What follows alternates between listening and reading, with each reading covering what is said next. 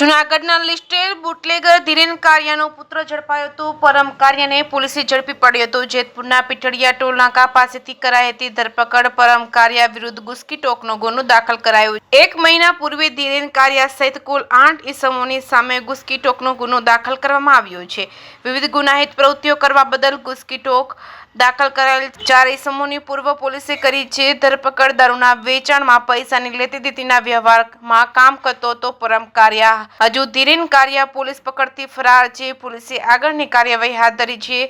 Junagadh city એ division police station ખાતે નોંધાયેલ ગુનાના નાસ્તા ફરતા આરોપી પરમ ધીરેન કારિયા તથા ધવલ મીઠિયા રહે બંને જૂનાગઢ વાવોની તપાસ કરતા જેતપુર પીઠડિયા ટોલ નાકા પાસેથી મળી હસ્તગત કરી લઈ આવી. બંને આરોપીઓ પરમ ધીરેન ઉર્ફે ડીકે અમૃતલાલ કારિયા લોહાણા, ઉંમર વર્ષ 18, ધંધો અભ્યાસ, રહે block number 802-803, Noble Platinum apartment, Raiji Bagh, Junagadh. Dharam ઉર્ફે ધવલ વૃંદાવનભાઈ રતિલાલ મીઠિયા લોહાણા, ઉંમર વર્ષ 24, ધંધો વેપાર, રહે C401 ધારાધિકાર રેસિડેન્સ વાડલા ફાટક, જૂનાગઢ વાવોને તારીખ 21/5/2025 રોજ 8:55 વાગ્યે ગુનાના કામે અટક કરી છે. જે કેસની ગુજરાતી સાથે રાજુ પંડ્યા કેશોદ.